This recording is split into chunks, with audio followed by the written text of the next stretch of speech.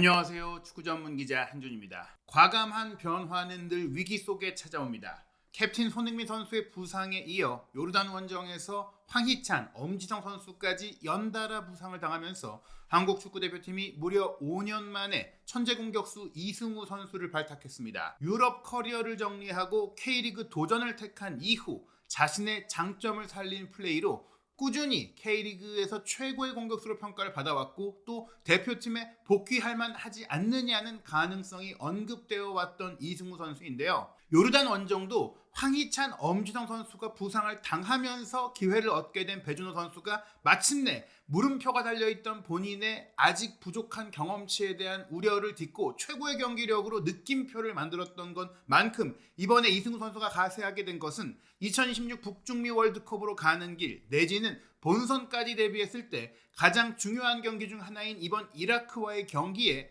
새로운 대표팀의 공격 전술 시도를 가능케 하는 옵션이 등장했다는 점에 있어서 전화위복이라고 할 수 있겠습니다. 물론 핵심 선수들의 부상 이탈 상황을 반길 수는 없는 일이지만 이승우 카드를 시도해 볼 수 있는 기회가 찾아왔고 또 이번 경기 전체 운영에 있어서도 이라크를 상대하는 데 있어서 전화위복이 될 수 있는 전술적인 이유가 있는데요. 그 이유 디테일하게 분석하면서 이번 경기 프리뷰해드리도록 하겠습니다. 2026 피파 월드컵 아시아 3차 예선 최종 예선 조별리그 4차전 일정입니다. 현재 B조에서 대한민국과 이라크가 나란히 2승 1무로 승점 7점 선두를 달리고 있는데요. 골득실 차 우위로 대한민국이 1위, 이라크가 2위에 내려앉아 있는 상황입니다.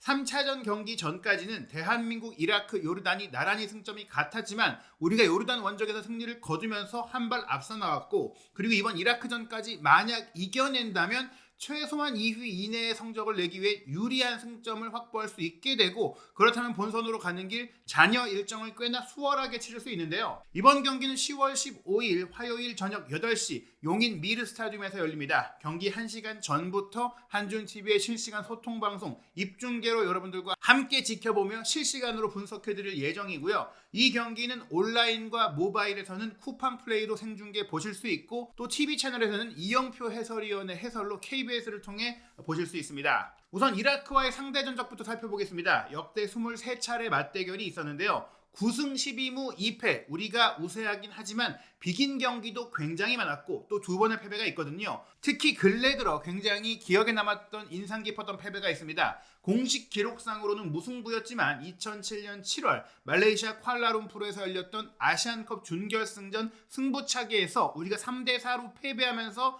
탈락을 했었고 그 여세를 몰아 이라크는 이 대회에 우승까지 차지하면서 전쟁의 상처 속에서도 강력한 정신력과 또 정신적인 면뿐 아니라 기술적으로 전술적으로도 뛰어난 모습을 보이면서 서아시아의 강대로서의 면모를 되찾았던 게 바로 당시의 대회였습니다. 물론 그 이후 우리는 이라크와 여러 차례 친선 경기 또 이제 아시안컵 본선 경기를 통해서 지지 않는 흐름들이 이어졌었죠. 2015년 아시안컵 준결승에서 다시 만났을 때는 이정협 선수와 김영권 선수의 골로 2대0으로 승리를 했었고 또 근래 지난 1월 달에 있었던 아랍에미리트에서 가졌던 카타르 아시안컵 데뷔평가전에서도 우리가 이재성 선수의 골로 1대0으로 승리를 거둔 바가 있습니다. 그리고 지난 2022 카타르 월드컵 최종 예선 때도 같은 조에 속했었는데 우리가 안방인 서울에서는 0대0으로 비겼지만 카타르 도하에서 이라크가 홈 경기를 치르기 어려운 상태다 보니까 중립지역에서 경기를 했는데 그때도 우리가 이재성, 손흥민, 정우영 선수의 골로 3대0의 완승을 거뒀던 바가 있죠. 하지만 지금의 이라크는 헤수스 카사스 전 스페인 대표팀 수석 코치가 팀을 이끌고 있는 이후로는 더 전술적으로 뛰어난 모습을 보여주면서 그 어느 때보다 강력한 전력을 구축하고 있다는 평가가 있기 때문에 우리가 이라크를 상대로 정규 시간 내에 패배했던 것은 1984년 LA 올림픽 최종 예선 당시에는 올림픽 축구가 A매치 성인 대표팀이 참가를 했기 때문에 국가대표 경기였었는데 그때 0대1로 패배한 이후 40년 동안 정규시간 패배가 없었지만 이번 경기는 그 어느 때보다 어려울 수 있다는 전망이 나오고 있는 상황입니다. 지난 1월에 있었던 카타르 아시안컵 직전 평가전은 현재 대표팀 선수들 대부분이 포함되어 있는데요. 게다가 이라크는 그때 팀을 잘 만들어가고 있던 헤수스 카사스 감독이 현재까지 지휘를 하고 있죠. 우리는 크리스만 감독 체제에서 오현규 선수를 최전방에 배치하고 이재성 선수와 작은 정우영 그리고 홍현석 이런 선수들이 이제 이성 공격수로 배치가 되고 황인범 선수가 박용호 선수와 함께 미드필드 라인을 구축하고 왼쪽에 이기재, 오른쪽에 서령우, 그리고 센터백 라인에 김영권, 정승현 선수를 배치하는 등 어떻게 보면은 손흥민 선수나 김민재 선수 같은 핵심 선수들이 또 소속팀 일정과 유럽파들 중에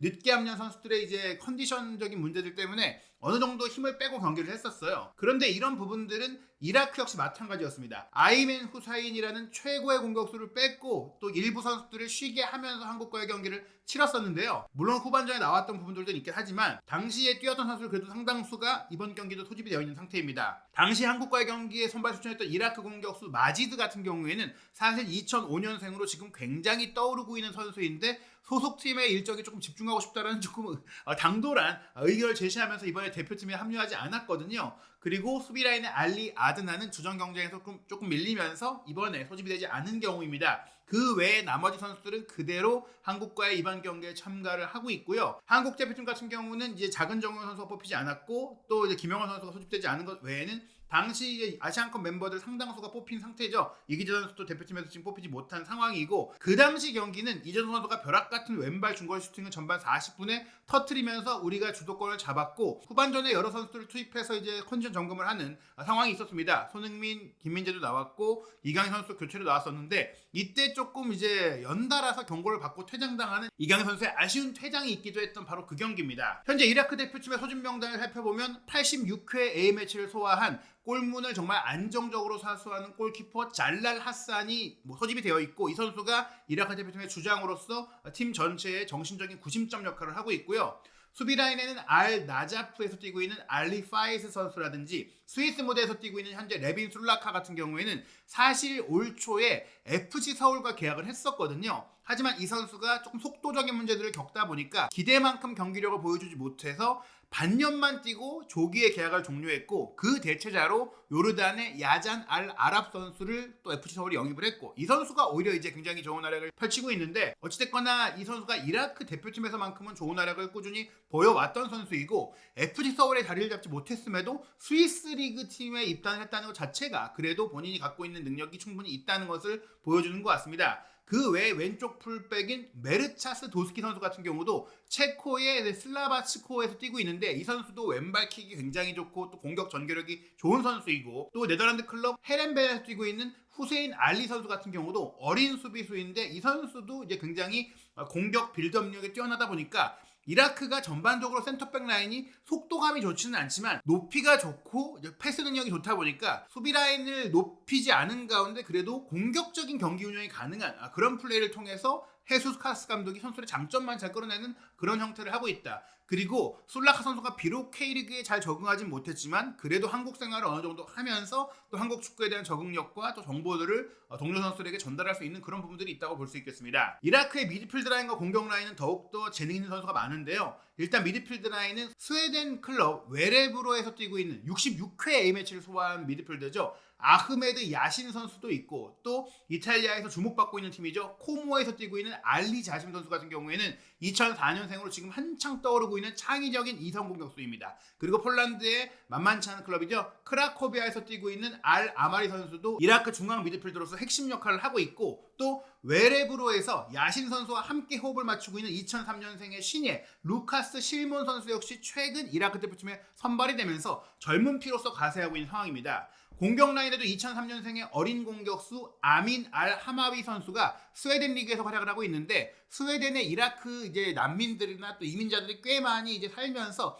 스웨덴 무대를 통해서 좋은 경험을 쌓고 전술적으로 뛰어난 역량을 쌓으면서 현재 이라크 대표팀에 수혈되고 있는 상황이고요. 하지만 그 어떤 선수보다 주목할 선수는 모하나드 알리 선수 2000년생의 어린 공격수도 있지만 장신 공격수인 아이맨 후세인 아시안컵에서도 엄청난 경기력과 결정력을 보여줬고 엄청난 파괴력을 보여줬던 진짜 9번 선수 이 선수가 부상에서 회복했던 지난 요르단과의 경기에서도 결승골을 터뜨리면서 건재를 보였고 그 경기 막판에 경미한 부상으로 교체되긴 했지만 이번 한국 원정도 무리 없이 출전할 것으로 알려졌기 때문에 이 선수가 정상 가동된다는 것만으로도 우리가 굉장히 상대의 역습 공격과 롱볼 공격과 고공 공격을 잘 대비해야 한다는 것을 보여주고 있습니다. 하지만 그 무엇보다 경계되는 인물은 바로 이라크의 헤수스 카사스 감독인데요.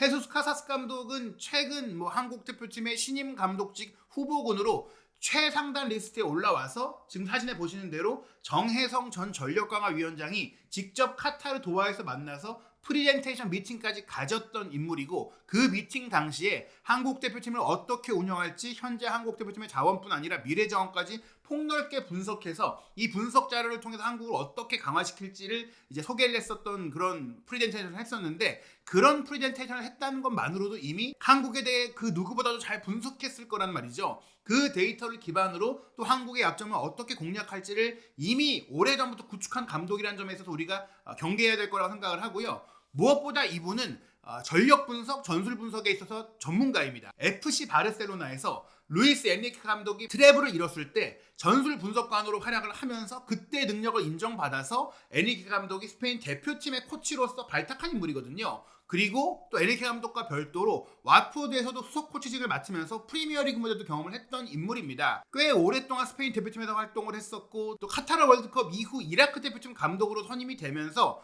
또 카타르에서 열렸던 아시안컵에서 일본을 조별리그 당시 2대1로 제압했고, 또 조별리그 3전 전승으로 16강에 올라갔던 그런 능력들은 AFC에서도 크게 주목하고 있고, 그런 능력을 바탕으로 대한축구협회 역시 새 감독 클리스만 감독의 후임 외국인 감독을 선임했던 그 미팅에서도 굉장히 이제 뛰어난 능력을 입증했다라고 합니다. 다만 알려진 바에 따르면 카사스 감독 본인은 이라크 대표팀과 이라크 축구협회와 계약이 남아있지만 결국에는 이라크 협회와의 문제, 잔여 계약을 풀어내는 부분들을 끝내 허락받지 못하면서 계약하지 못한 사례라고 하는데요. 어찌됐거나 카사스 감독 입장에서는 이번 한국과의 경기가 자신의 능력, 자신의 다음 커리어를 위해서라도 굉장히 뭔가 보여주고 싶은 동기부여가 충만한 경기일 수 있다는 것이죠. 실제로 헤수스 카사스 감독이 2022년에 이라크 대표팀을 맡은 이후에 26번의 A매치 결과가 16승 6무 4패입니다. 진 경기가 지난 2년 동안 4번밖에 없는 거예요. 승률이 61.54%이고 48골을 몰아치면서 22골밖에 허용하지 않았습니다. 근래에 치렀던 지난해 말부터 있었던 월드컵 예선전 일정 최근 14차례 A매치 성적으로 좁혀보면 11승 1무 2패인데요. 그 두 번의 패배 중에 한 번은 사실 이제 카타르 아시안컵을 준비하는 과정 속에서 정예 멤버를 다 쓰지 않았던 한국과의 친선 경기였고, 또 아시안컵 16강전 조별리그를 완벽하게 마치고도 또 다른 돌풍의 팀인 요르단을 만나서 아이멘 후세인 선수가 불필요한 셀러브레이션 행동으로 인해 퇴장을 당하면서 변수가 생겨서 2대3으로 패배했던 그 경기, 정말 아슬아슬한 패배를 제외하면 나머지 경기들은 모두 압승을 거뒀다는 겁니다. 물론 월드컵 2차 예선 같은 경우에는 필리핀 같은 한 수 아래의 팀, 동남아시아 팀들을 또 꽤 많이 만나면서 신체 조건의 우위를 바탕으로 굉장히 큰 승리를 거뒀었는데, 신태용 감독이 이끌고 있는 인도네시아를 상대로도 5대1의 대승을 거뒀었고, 또 인도네시아 원정 가서도 2대0의 승리를 거뒀었고, 베트남조차도 확실하게 제압을 하는 모습을 보였습니다. 그리고 현재 우리와 함조에 속해 있는 최종 예선 B조에서도 돌풍의 팀인 오만과의 첫 경기 1대0 승리를 거뒀고, 쿠웨이트 원정에서는 0대0으로 비기는 조금은 아쉬운 결과가 있었지만 탄탄한 수비를 자랑하는 팔레스타인과의 홈경기 1대0으로 이기면서 2승 1무 한국과 같은 성적인 채 이번 한국 원정에 나서게 됐습니다. 지난 팔레스타인과의 홈경기 1대0 승리 당시의 라인업이 한국과의 경기 라인업으로 이어질 것으로 보이는데요. 4-2-3-1 포메이션을 쓰고 있어요. 아이멘 후세인이 최전방 9번 공격수로 뛰고 있고, 빠르고 기술이 좋은 아민과 바예시가 좌우 측면, 창의성을 갖고 있고, 또 전방 침투 능력과 또 날카로운 소르패스 능력을 갖고 있는 알리 자심이 공격형 미드필더로 배치되고 있습니다. 그리고 압박 능력도 좋고 활동량이 좋은 알 아마리와 하디 선수가 2명의 중앙 미드필더로 뛰고 있고요. 공격 전개력이 좋은 왼쪽 풀백 도스키, 오른쪽 풀백 후세인 알리가 좌우 풀백으로 측면 수비뿐만 아니라 얼리 크로스나 또 좋은 방향 전환 패스를 통해 공격의 시발점 역할을 합니다. 자이드 타신 선수와 무나프 유누스가 2명의 센터백으로 뛰고 있는데, 이라크 역시 카사스 감독 역시 술라카가 갖고 있는 속도의 문제를 커버하기 위해서 술라카를 주전으로 기용하지 않고 있는 상황이고요. 하산 선수가 골키퍼로 골문을 지키고 있는데, 지난 팔레스타인과의 경기의 평균 위치를 보시면 포백 라인이 거의 하프라인까지 높이 전진하잖아요. 결국에는 센터백의 속도 문제도 어느 정도 커버하면서 이라크가 현대적인 축구, 라인을 높이고 압박을 컴팩트하게 가져가고 또 전방 압박을 부지런히 가져가면서 풀백에게 폭을 맡기고, 미드필드 중앙 지역에 보시면 아이멘 후세인의 뒤에 5명의 미드필더 선수들이 중앙 지향형으로 뛰잖아요. 측면을 내주더라도 중앙 지역을 확실하게 장악하고 압박하면서 상대의 공격을 원활하게 풀어가지 못하도록 하고 있습니다. 우리가 이런 이라크를 공략하려면 역시 롱볼로 뒷공간을 무너뜨리고 빠르게, 우리 역시 빌드업에 집착하기보다는 속도감 있는 롱볼 공격을 시도할 필요가 있는데요. 스카우팅 리포트에서 분석한 이라크 대표팀의 전력을 좀 보시면 일단 헤수스 카사스 감독은 1973년생으로 젊은 감독이에요. 스페인 마드리드 출생으로 카디스 유스팀에서 코치 생활을 시작하면서 카디스, 로타, 코닐 등에서 성인 선수들을 지도를 했었고 말씀드린 와포드에서 프리미어리그 무대의 수석 코치로도 활동을 했고 또 엔리케 감독의 신뢰 속에서 스페인 대표팀의 코치로도 오랫동안 활동을 했고 또 이라크 대표팀 감독을 맡은 이후에는 이라크가 어떻게 보면 역대 최고의 경기력을 보이는 데 있어서 가장 결정적인 역할을 하면서 아시안컵 이후 AFC에서 아시안컵에서 가장 인상적인 전술을 펼친 감독으로 카사스 감독을 선정을 하면서 카사스 감독이 직접 AFC 총회와 기술 미팅에 참석을 해서 이라크를 어떻게 발전시켰는지를 소개하고 프레젠테이션을 하는 그런 기회도 있을 정도로 크게 각광을 받고 있습니다. 이라크 같은 경우에는 간결한 종방향 플레이가 인상적인데요. 간결하고 효율적인 플레이를 펼치고 다이렉트한 플레이를 하면서도 빌드업이 안정적이고 패스 구조가 명확하다라는 점, 선수들이 기본적으로 공을 잘 다루고 주고받는 플레이를 하면서도 속도감 있는 크로스나 과감한 중거리 슈팅들, 즉 골문을 빠르게 공략할 수 있는 그런 플레이를 펼치고 있다는 것이 중요하고요. 수비 같은 경우에는 기본적으로 리트릿이라고 하는데 특별한 경우가 아니면은 전방 압박보다는 하프라인을 1차 저지선으로 두고 내려서서 뒷공간을 많이 주지 않는 경기를 하고 있습니다. 좌우폭을 좁혀놓고 있다는 것은 사이드를 내주더라도 중앙 지역은 확실하게 내주지 않는다. 또 로우 블록 당시에는 골라인에서 16m, 17m 정도로 낮은 라인을 구축을 하면서 분명히 본인들이 갖고 있는 피지컬을 높이고 높이를 활용하고 뒷공간을 커버하는 민첩성을 커버하는 그런 형태로 운영하고 있다고 보시면 될 것 같습니다. 이라크는 말씀드린 대로 이제 유럽의 난민, 유럽의 이민자들을 통해서 유럽에서 활약하고 있는 선수들이 많은데 맨유 유스 출신이기도 했던 지단 이크발은 최근에 선발되지 않고 있고 또 네덜란드 청소년 대표 출신인 라시드 같은 경우도 최근 대표팀에서 입지가 조금 흔들리고 있는 상황이에요. 그 중에서도 꾸준히 활약을 하고 있는 선수가 바로 중동 최강의 공격수로 꼽히는 190cm의 장신 공격수 아이멘 후세인. 정말 몸싸움, 키핑, 포스트 플레이, 빠르고 과감한 양발 슈팅, 헤더 능력 모두가 뛰어난 최고의 공격수고요. 이 뒤를 커버하고 있는 알리 자심 선수는 라이트 윙도 되고 공미도 되고 센터 포워드도 되는 폭넓은 활동력을 갖고 있는 선수인데 화려한 드리블로 한두 명을 개인 능력으로 무너뜨릴 수 있는 선수이고 강력한 중거리 슈팅 그리고 프리킥 슈팅 능력, 스루패스 능력을 갖추고 있는 선수이니까 후세인, 자심 이 두 명의 공격 조합을 굉장히 경계해야 됩니다. 우리 대표팀에서 기대하고 있는 것은 요르단 원정 당시 동반 부상을 입었던 왼쪽 측면 공격수 황희찬, 엄지훈 선수의 이탈을 커버하기 위해서 전북 현대 공격수인 이승우, 문선민 선수가 합류하게 된 것인데요. 문선민 선수는 클린스만 감독 체제까지는 그래도 대표팀 생활을 해왔지만 이승우 선수는 2019년 아시안컵 이후 정말 5년 4개월 만에 대표팀에 승선할 정도로 대표팀에서의 기억이 참 많은 선수인데 근래 5년 동안은 대표팀과 인연이 많이 없었잖아요. 하지만 이승우 선수가 오랜만에 오면서도 너무 뭔가 보여주려는 의욕이 앞선다기보다는 즐겁게 이미 대표팀에서 친한 선수들과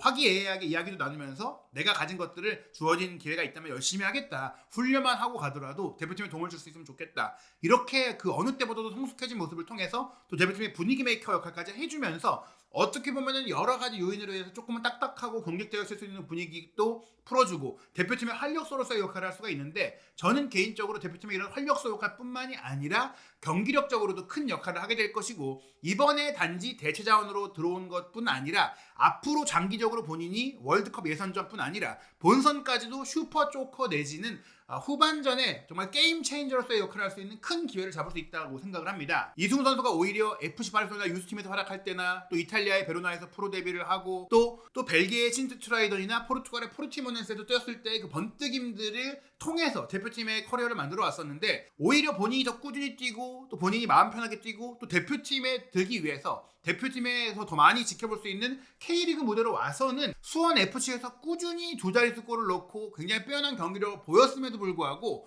동 포지션에 또 어린 유망주 유럽에 진출한 선수들 꽤 많은 경쟁자들이 있다 보니까 대표팀의 부름을 받지 못했거든요. 그런 과정 속에서 수원 FC에서의 활약을 바탕으로 지난 여름 이적 시장 기간에는 K리그 사상 최고 연봉 계약으로 전북 현대 K리그 최고의 팀으로 입단을 했습니다. 물론 전북 현대가 현재 팀 성적이 굉장히 좋지 않으면서 어떻게 보면은 하위권으로 이제 떨어져 있는 상태에서 잔류를 위해 싸우는 상황이긴 하지만 이승우 선수는 올 시즌 수원 FC와 전북 현대에서의 출전 기록을 보면은 올 시즌 26경기 11득점 5도움으로 또 한 번 두 자릿수 득점 그리고 16개의 공격 포인트를 기록하고 있습니다. 그리고 이 공격 포인트가 주춤했던 것은 본인의 경기력의 문제가 아니라 부상이 발생했기 때문인데요. 올 시즌 수원FC에서도 개막 첫 2경기 연속골을 넣었었고 또 여름에 햄스트링 부상이 찾아오기 전까지는 3경기 연속골을 기록했던 대구, 인천, 강원전 상위권 팀을 상대로 했던 좋은 플레이도 있었습니다. 그러다가 여름 이적 시장에 전북으로 이적을 했는데 전북의 경기력 자체가 어려웠긴 했지만 본인의 친정팀이라고 할 수 있는 수원FC와의 지난 9월 14일 맞대결 당시 홀로 1득점 2도움의 원맨쇼를 펼쳤고 또 제주 유나이티드전 2대1 승리 과정에도 결정적인 어시스트를 하면서 결국 전북 현대 역시 승리로 이어졌던 또 승점을 얻어냈던 경기에서는 이승우 선수의 활약을 핵심으로 삼고 있거든요. 특히 이 수원FC와의 경기에서 이승우 선수가 만들어냈던 득점 장면을 보시면 이승우 선수가 현지 대표팀에서도 충분히 이런 역할들, 이런 플레이 패턴으로 골을 만들어낼 수 있다는 기대감들을 줄 수 있는데요. 무려 6대0으로 수원FC를 대파했을 때 지금 이 장면이 안드리고의 골을 어시스트했던 장면인데요. 문전 중앙 지역에서 우측 사이드로 커트아웃해서 이동을 하면서 이 전진 패스를 받았고 빠른 타이밍에 컷백을 올려주면서 안드리고의 밀어넣기 슈팅을 어시스트했고요. 그리고 나서 직접 후반 추가 시간 1분에는 전진 패스를 이제 대각으로 받았을 때 4명의 수비가 본인을 에워쌌지만 빠른 타이밍에 오른발 가마차기 슈팅을 정확하고 강하게 골문 우측 상단 구석으로 꽂아 넣었거든요. 이승우 선수의 장점은 어떻게 보면 이런 원투 패스를 통해서 또 주고받는 플레이에서 움직임과 빠른 결정, 경악한 결정, 송곳 같은 결정력입니다. 이런 부분들이 이승우 선수의 최대 강점이고 어떻게 보면 이승우 선수가 성인 무대에서 조금 고전했던 것은 생각만큼 키가 또 크지 않으면서 신체적인 부분들 그런 부분들도 최근에는 몸을 굉장히 강하게 만들고 또 이제 벌크업을 하면서 좀 극복을 했거든요. 다만 이 과정 속에도 분명히 엄청난 스피드, 민첩성은 있지만 기본적인 스프린트 스피드가 잘 나지 않으면서 또 고전했던 부분들이 있지만 짧은 시간 교체로 나온다면 주고받고 순간적인 이 속도, 본인의 순발력을 통해 상대 수비를 벗겨내고 빠른 템포의 결정을 통해서 빠른 템포의 슈팅과 패스 그리고 창의적인 곳을 노리는 과감성을 통해서 분명히 상대 수비가 지키고 있더라도 지공 상태더라도 허를 찔릴 수 있는 그런 무에서 유를 창조하는 공격이 가능하다는 겁니다. 그리고 이런 능력은 가르쳐도 되는 게 아니라 타고난 어떻게 보면 본인의 감각, 동물적인 감각이자 킬러 본능이기 때문에 이런 능력에 있어서는 이승우 선수보다 뛰어난 선수가 거의 대한민국에서 몇 없다라고 생각이 돼요. 더 많이 뛸 수 있고 빠르게 뛸 수 있고 더 신체 조건이 좋은 공격수는 있겠지만 이승우 선수처럼 이렇게 페널티 에어리어 근거리에서 날카로운 플레이, 허를 찌르는 압박을 흔들어 놓고 정말 밀집 상황을 흔들어낼 수 있는 선수가 많지 않다는 점에 있어서 이승우 선수가 이번 경기에 잘해준다면 저는 월드컵 본선까지도 슈퍼 조커로서의 역할을 할 수 있다고 생각을 합니다. 무엇보다 2018 러시아 월드컵도 경험을 했고 2019 아시안컵도 경험을 했고 또 5년 4개월 만에 대표팀 소집이긴 하지만 공격 라인 전체를 소화할 수 있는 이승우 선수 이 기록이 올 시즌의 이제 포지션별 플레이 기록인데 올 시즌에도 전방 공격수, 처진 공격수, 좌우 측면 공격수가 모두 가능했던 이승우 선수거든요.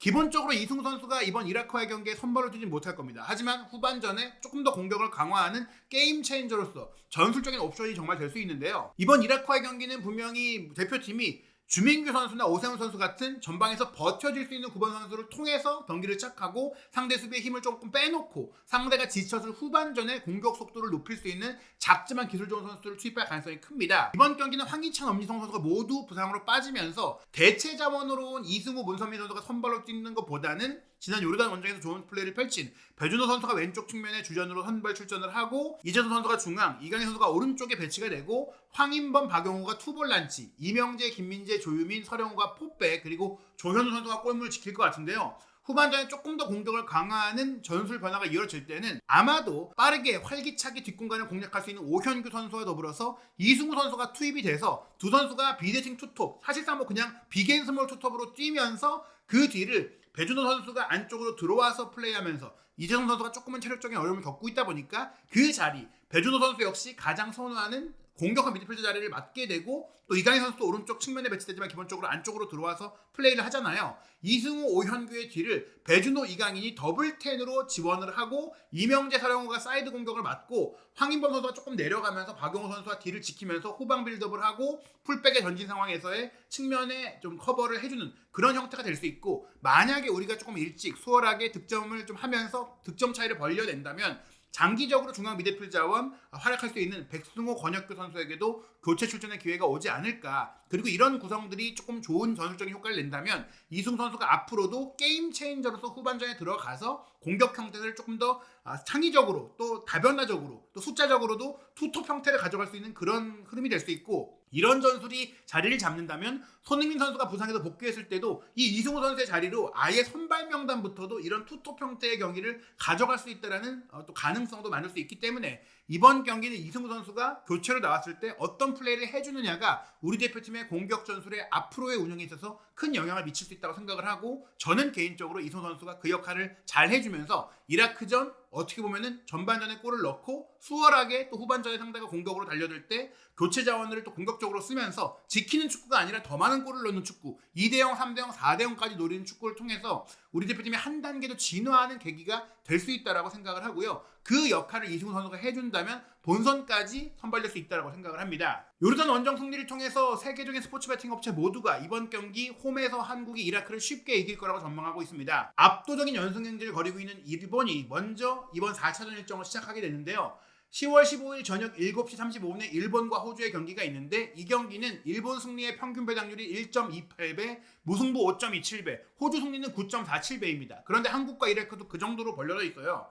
저녁 8시에 킥오프하는 한국과 이라크의 경기, 한국 승리가 1.44배, 무승부 3.93배, 이라크 승리의 평균 배당률이 8배입니다. 그리고 또 하나 주목할 경기가 바로 열리죠. 저녁 8시에는 신태용 감독이 이끌고 있는 인도네시아 대표팀이 바레인 원정 아쉽게 비기고 나서 전세기 타고 중국 원정 갔거든요. 중국 홈팀이지만 승리 배당률이 3.34배이고 무승부 3.25배, 오히려 신태용 감독의 인도네시아의 승리 배당률이 2.15배니까 인도네시아 승리가 정배당으로 꼽히고 있는 것입니다. 과연 어떤 결과가 나올지, 일본의 파격적인 대량 득점 연승 행진, 그리고 한국 대표팀의 이라크와의 경기, 그리고 인도네시아의 중국전까지 한준TV를 통해 북중미 월드컵으로 가는 길, 아시아 최종 예선의 최신 이슈, 실시간 소통 방송 입중계, 그리고 입중계 이후에 세밀한 분석 영상을 통해 확인하시기 바랍니다.